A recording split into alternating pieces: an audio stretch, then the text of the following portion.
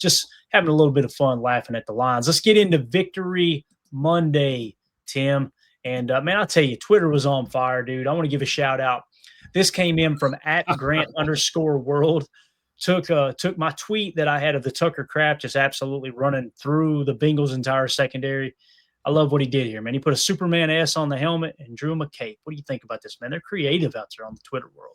That is, first of all, that is like some extremely talented graphic design work right there. Big shout out to the artist that generated that. It's clear, classy. I love it. Yeah, definitely, man. Crushed it there. So shout out again to Grant WRLD or at Grant_WRLD. Go give him a follow over on X. And since we're talking Tucker Kraft, that play was awesome, by the way. It'll definitely make Chalk talk. Those type of plays are just like, that's like almost his bread and butter, right? I mean, we could run a Tucker Kraft highlight reel back and you would just see countless plays of him diving to the end zone or diving for that first down and literally taking guys with him, going through them, going over them. That's our Superman Tuck Norris for sure right there. Yeah, definitely. Speaking of Tuck Norris, Dara Carragher put this out over on X. You guys go give him a follow at DAIRECARRAGHER. He said Packers Tucker Kraft has 3 touchdowns and 9.9 average yards after catch through the first 6 weeks of the season. Since 2006, Tim, only one other tight end has accomplished this feat. That player was also Tucker Kraft last year. So got to put some, I mean, I was mind boggled going into the season at how many fans were still kind of down. Hey, he's got to prove it. He's got to show it. He's got to do this. I'm like, he's already a top 3 tight end. He's just not getting the targets that these other guys are. And listen, that's a good thing. I'm not going get Tucker more targets. Don't force the ball. Find the open guy. Let the defense determine where you're going to distribute the ball. And that's people hear that and they probably think it's a bad thing, Tim. But what you're doing is you're taking what the defense is giving you. That doesn't mean just thinking dumb. That means if they're giving you a one-on-one shot with the proper leverage, throw that thing up like Jordan did to Matthew Golden last night, which was an absolute dot on the sideline. Late hands by Matthew Golden. That will definitely make Chalk talk this week as well. But Tucker Kraft, man, doing amazing things, Tim. Yeah, for sure. And speaking of that, it's also like the play call and play design and execution there, especially on that Tucker Kraft touchdown. I mean, it doesn't get much better than that. I mean, that's one when you just got if you're Matt LaFleur, you're loving that play call and execution for sure. But I think the fan portion of the fan base that likes to demand perfection, which is okay. We all want that, right? You can pursue perfection. That's fine. But the idea that Tucker's got anything to prove, I think is crazy. I cannot wait for him to hopefully finish his entire career as a Packer and hoist a Lombardi or 2 in the process, man. This is giving me strong 96, 97, and 2010 vibes, the way this team is formulated. And Tucker Kraft is one of those pillars of this offense, absolutely. Yeah. Coach Lynn in the chat says, on minimal targets too. Great point there. 2-0 for this in the chat says Tucker's like the perfectly landed right hook, set up with some jabs, dip the power shot, and wham. When he cut the corner and I seen that DB holding on for dear life, you could tell by Tucker's body language, this guy's about to run through an MFer's face. Yep. And boy, did he ever, man. That was such a fun play to watch. That'll be a gift for years to come, no doubt about it. And of course, we talked about Matthew Golden earlier today. What a game he had. I thought this was a cool tweet that came out from Jacob Morley over on X. He just said, shout out at Texas Longhorns and said, we're enjoying these two. So you see this picture of Barron Sorrell and Matthew Golden together. Dude, Matthew Golden has impressed the hell out of me, Tim. And Barron Sorrell's starting to get more reps, right? More meaningful reps. And I think he'll be just fine as well. But Matthew Golden, dude, there's something special there. And, we had talked earlier in the season, like, who are the comps to him? I said, to me, he looks like the type of route runner and body control of a Greg Jennings, but he's way faster than Greg Jennings. And that's really, really cool to think about. But what do you think about Matthew Golden so far, man? Obviously scoring a 91.2 was his PFF grade this week. We'll get into that here in a minute, but looking good, man. Looking really, really good. And, for those fans out there that are impatiently waiting for that elusive tutter, we all are. And I think once he gets that first one, we're going to see plenty more. But bottom line, you don't have to be scoring touchdowns to help your team win ball games. I mean, we can run back the highlights from yesterday's game, and there were clutch receptions from Matthew Golden. And you can see it right now, the connection with him and Jordan Love, right? That chemistry is there. He's starting, Matthew Golden's starting to become one of those guys in the offense that Jordan can lean on. We always talk about that, right? Think player, not play. And, it's not just Romeo Doubs. It's not just Tucker Kraft. It's starting to become Matthew Golden in these situations. And you're talking about someone who's answered the call every single time, and he plays like a veteran. It's always a treat when you can get a rookie at this level, the highest level of football, to come out and play like a seasoned pro. Not that there's things that he's not going to get better at as he grows into his career here as a pro, but he just looks like a veteran out there. He really does. Yeah, no doubt about it, man. So really excited to see what Matthew Golden does here moving forward for sure. And I see your 2-0 for this in the chat. Can we get a shout out to the temp kicker? Dude balled out. Tim, I think he got the game ball, right? If I remember correctly. So matter of fact, I think we've got that locker room speech. Let me pull it up real quick and let's see what Coach LaFleur had to say in the locker room last night following that game. Here was Coach LaFleur in Green Bay's locker room speaking to the team. Here's the deal. This shit ain't never easy in this league. I mean, you watch across the league every week, damn near all these games are going down in the end. But the bottom line is this. We did enough to win the game. Are we satisfied? No. There's a lot of stuff out there where we can get better at. And I hope we know that, and that's going to continue to keep us hungry. And we know, where does it start? Where does it start? It starts with the work we put in day in and day out, man. And then also it starts with our ability to just keep coming closer as a team. The more we battle together, the harder we fight for one another, the tougher we're going to be to beat. So hell of a job to everybody in here. Give it up for yourself. I got one game ball, and there's a lot of good performances out there. But I got to give it up to this guy. Lucas Haversick!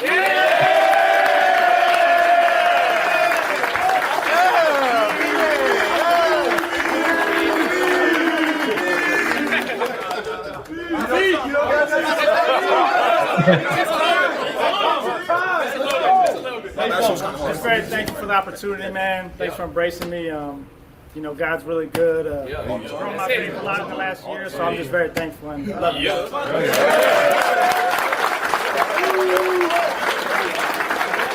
Hey, man, never apologize for winning this league. It's hard to do. We took care of business. Now it's on to the next. Bring it up. Hey, man, Mango. Hey, Mango, we talk about we got back, man. 1-0 every week. Did that this week. Let's learn from the stuff we need to make corrections on. And let's attack this next week with the same mindset. Let's go. Pack on 3, 1, 2, 3. Love Matt's demeanor there too, guys. Like, let the guys know you appreciate them, right? But also, this ain't good enough. Yep. It's what we talked about in the post-game show last night, Emilio. If you'll remember, it was like it's kind of the best of both worlds. You get a 2-score victory at home, right? And you build a little momentum as you go into the second quarter of the season. You started the second quarter of the season. But also, you've got plenty of teaching tape things you can get better with, man. You're muted, brother. I got you. You're right. I'm muted. I'm a rookie. I was talking the whole time. Yeah. You can't be mad at a 2-score lead, and you got to be happy with the way the team fought. Yeah, it wasn't perfect. Yeah, it was against the Bengals, so this, so that. It's a W in the stat column. We're leading the NFC North, and that's not going to change tonight. You can't be mad at that. I mean, we were upset that we went 2-0-1, and then all right, yeah, then you get that loss, and it's like, all right, yeah, where are we going to be? We're at the top of the division quarter way through the season. That's all we asked for. They're talking, one a week. All right, Matt's probably looking at it 4 games in a chunk, but that's how you got to approach it. Is every week is different. Every week you just got to come out 1-0, and we'll be happy. Yeah. Tim, you kind of hit on it already, but Turt_L_McGirt. Turt McGirt. Nice. Turt McGirt. Said never apologize, even to the babies who piss and moan and call themselves fans. Tim, I listened to call-in shows from last night's post-game shows from other podcasts or what have you, and then I listened live today call-in shows. I don't know where these fans are. I don't know who they are, but the people that were they were literally calling for Matt LaFleur's job. Yeah. And I'm sitting here going, he has coached up. He is handcrafted, right? Jordan Love, Tim, into the quarterback he is, who is a legit top 5 quarterback. Your offense is top 10 every single year with the youngest roster in the league every single year. He's in the top 15, maybe even top 10 now in all-time winning percentage in the history of the game, guys. In the history of the earth, he is literally in the top 15 of human beings that's ever coached in the NFL in terms of winning percentage. And we're going to fire him because we lost or because we won by 9 points. Where are these people? Where do they come from? Where do they come from? I don't even want to know, Clayton. I don't want to know the answer to that. And I hope I don't meet too many of these fans because, add on top of the fact that we're first place in the division right now. We're where we want to be. There's a lot of football left this year, and this team is continuing to grow. What Coach was talking about is real. Play for each other. Come close to one another as a team and as teammates, and find ways to win. And that's how you win championships. You can't have a bunch of me guys, and you can't have guys that are scoreboard watching and stat watching, and really caring about something as much as how much you won a ball game by.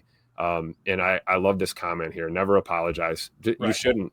Even a 1-point victory is a victory. And Joe NC in the chat says, wouldn't a better second half offense lend more to the quarterback than coach far as scripted plays? Here's the thing. You pick out any individual play. Like I know LaFleur caught a lot of heat for throwing the ball on that third down there in the fourth quarter or what have you, right?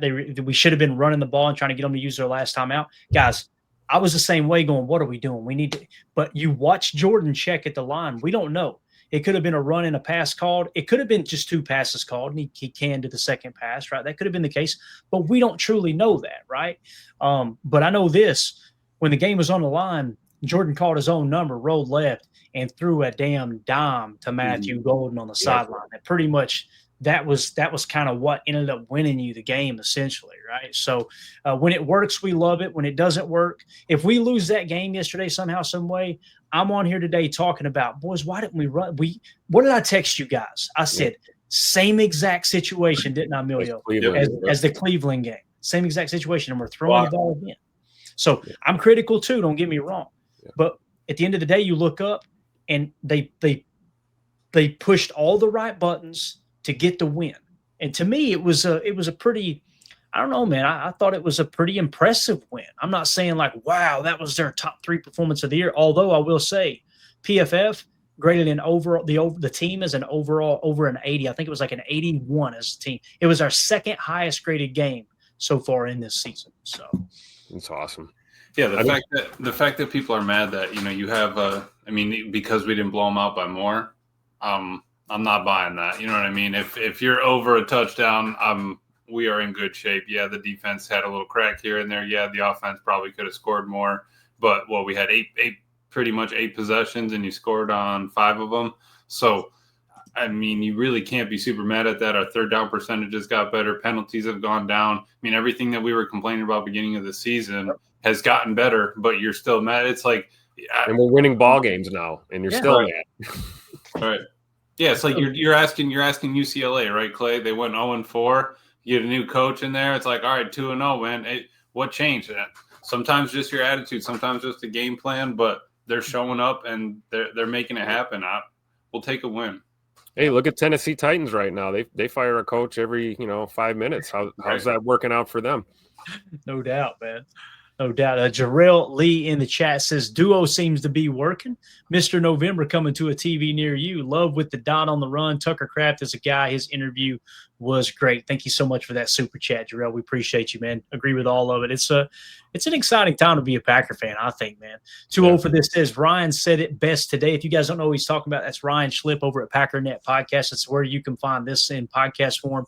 And he has an even better show called Packernet Podcast. You scan that QR code in the upper right. It'll send you to Packernet Podcast, or just search Packernet. That's one word, Packernet. And he puts out content daily. 2-0 for this says, Ryan said it best today. Fans like to cry for a few things that Matt does wrong, but don't give him credit for the many things he does right. Yeah. It's so true. And listen, the same thing goes for Bisaccia. Mm-hmm. We just got through raving over Hasbrook how do you say it again? Haversick. Haversick. We just got through raving over him, right? Matt LaFleur gives him the game ball. He gets all the credit, right? Okay, so if we're going to blame Bisaccia when someone misses a block, or we're going to blame Bisaccia because they take the wrong lane on a kick return, or we're going to blame Bisaccia when somebody misses a tackle on a kick return, or we're going to blame Bisaccia when a snap gets botched, we don't give him credit when he brings in a kicker on a short week and all of a sudden goes 5 for 5 in the game. You know what I'm saying? Like Matt about the penalty of Hopper playing too aggressive, but not excited that Savion and Bo Melton both had 30-yard returns plus. Right. You know, and the same thing goes for Matt LaFleur and what 2-0 for this is saying, what Ryan said. It's so true, man. You just go through and you cherry pick the little things that you don't like about someone. And I shouldn't say this because I was going to do this just to dunk on these fans that are like this, but I was going to go through and get all of Matt's numbers, his offense's ranking, his overall winning percentage. I was going to skew the numbers a little worse than they were and say, hey, guys, if we're going to fire Matt LaFleur, what do y'all think about somebody with this kind of resume as a hire? Just to get them to go, yeah, that sounds good. Guess what? That's Matt LaFleur, you bunch of knuckleheads. Like, what are we doing?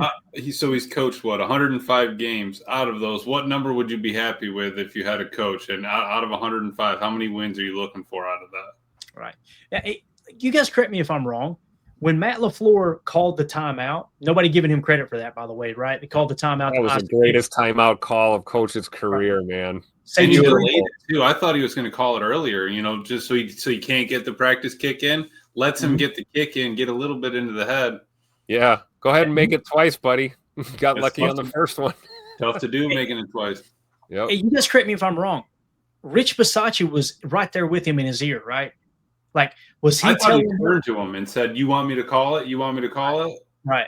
Like that's what he's doing. It's not just special teams. Yeah. This guy is also his assistant head coach. He's got other, and that's why I was saying you don't want to fire your assistant head coach when things are going good. What you want to do is get another set of eyes in the building to help him with special teams. Like, hey, go find him the number one second in command of any special teams that you could possibly find in the entire country, and have him help alongside Rich Bisaccia. This whole culture of just fire this guy, fire that. Matt LaFleur needs to be fired. Rich Bisaccia needs to be fired. There were people calling for Sean Clifford. What was it, a year and a half ago over Jordan Love, if you guys remember that. Like, all of these things that just keep popping up over and over and over. I'm going to be real, man. I'd hate to see these people's households. Like, what do you do when a spouse loses a job? What do you do when one of your childs gets a speeding ticket? Get the hell out of my house. You're not good enough for me. Is that what happens? Like, you're saying you're building a culture. You're saying you're building a team. And culture and that team building actually happens when you meet adversity. When adversity smacks you in the face, it's how you respond to that you can build a strong culture. Culture isn't created because you're just winning all the games. You know what I'm saying? Does that make sense? Yep, absolutely. So, J. Cole says they don't have a spouse. That's a good dynamite drop. Great. All right, man. Let's move along to the defense here. They got raked over the coals. I was hearing fans call in, what's wrong with this defense? What's wrong with this defense? I'll tell you what's wrong with this defense, guys. They get the number one run defense in the league. And look at that picture there from the Cheetah package, by the way. That's money. Love it. Yeah. Gary, LVN, and Parsons smacking Joe Flacco in the mouth. Love to see it. And again, number one run defense, what does that mean? Matt Schneidman put a tweet out, and he said the Packers currently have the NFL's number one rushing defense. They're allowing just 73 rushing yards per game. Now, you guys know I lean into yards per carry allowed over rushing yards per game because that number can get a little skewed. But they've been top 5, top 3. I think they were number 2 going into last week in yards per carry allowed. So I know we're not hitting home on the sacks. I know we're not forcing the turnovers. But how do you continue to win these games? How do you continue – like this game yesterday, Tim, in my opinion, what happened in that game was Coach Hafley looks up, and you blanked them in the first half, right? They make an adjustment in the second half.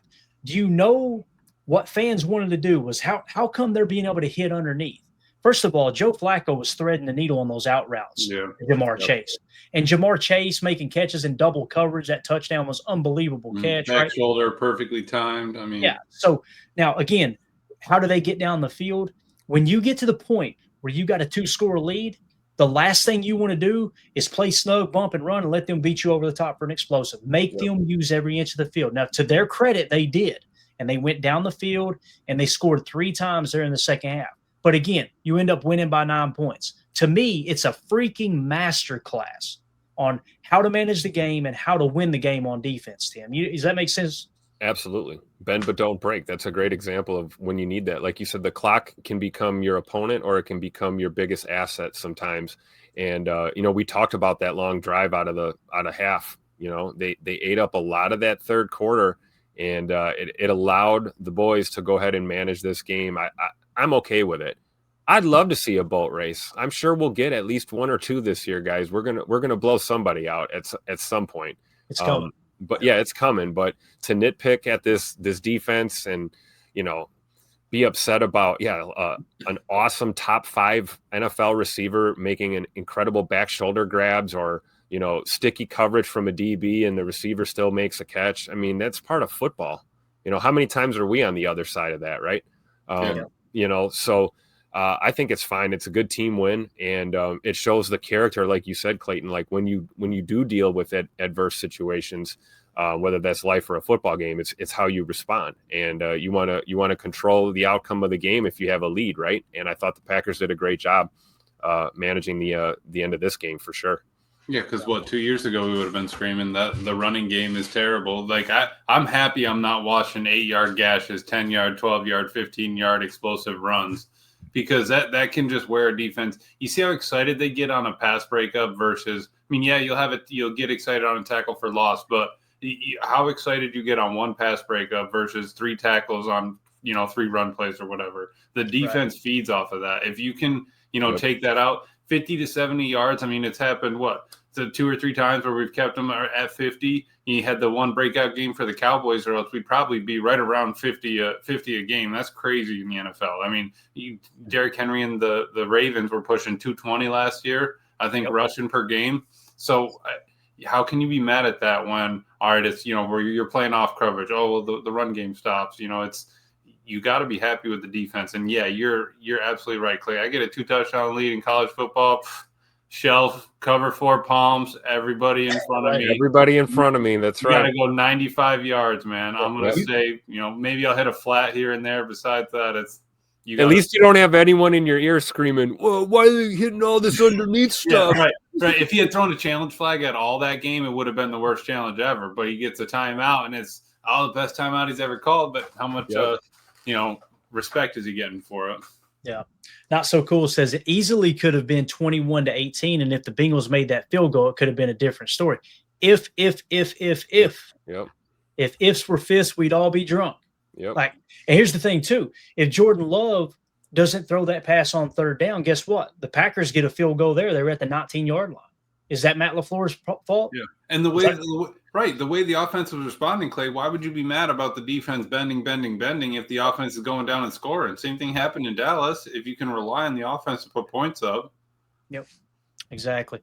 Well, let's see here. Darkart Spoker, I think I'm saying that right. Look, the Packers are stacked. This season is going to be awesome. People need to enjoy the ride and not take it for granted. Amen. That's all I say. I say this every year. I wait all year long, man. I wait all off season for the season to get here. And it's finally here. And I'm telling you, we made it to week 3 and we were calling for people to get fired. It's like, can we just sit back and enjoy the ride for just a second? Just a second. So I don't get it. All right, let's move along to a little bit of negative news here, and I need everybody to help me in the chat. And Tim was trying to fill me on some stuff he was hearing too, but want to make sure we're not missing any injuries. We'll give what we've got here, and you guys throw in the chat anything y'all have heard on potential injured Packer players. Let us know. Rob Domofsky tweeted out, Packers coach Matt LaFleur said Lucas Van Ness, who had a foot injury, avoided something serious, but how long he'll be out remains to be seen. Said LVN got hurt on his sack. That was his final play. So obviously on that sack, LVN looked good yesterday too, man. He did. Now, how long is he going to be out? They said last night it wasn't broken, right? They avoided something serious, but what does that mean? Is it going to be, is it a strained ligament or something in the foot? You know what I mean? What could that potentially be? If I had to guess, I'm going to say it's probably 1 to 3 weeks. Does that sound about right to you guys? Obviously not going on IR and being out. Yeah, I think that's all we can deduce from that, right? He's not going to the IR, at least right now, right? It looks good. But yeah, it's unfortunate, right? What a play. And I know we hate hearing that. It's a day-to-day thing or a week-to-week thing, but hey, it's a week-to-week league, right? I mean, It is what it is. Yeah, under 4 games, you got you got Cardinals coming up. You're not terribly mad at where the edge room is with Micah playing 58 snaps. I mean, you could always bump Rashawn up. You can bump Ken. We have a little bit of depth there. Yeah, I would say 1 to 3. Hopefully he's back to play Rodgers kind of thing. We'll see what happens. Makes sense. Matt Schneidman also tweeted out, LaFleur says Javon Bullard is not in concussion protocol. Bullard suffered a concussion in week 3, called it, quote, a major sense of relief, end of quote, that Bullard didn't sustain a concussion. Bullard told LaFleur it was more of a stinger. So Bull should be good there. He avoided the concussion. Yeah. Have we heard anything else on that? No. And that's good news, right? I haven't heard anything. News is good news, yeah. And it's Javon Bullard. I mean, the guy's going to get a stinger every other week, probably, the way he plays the game, especially against the run. So it is a relief that it's not a concussion-related issue.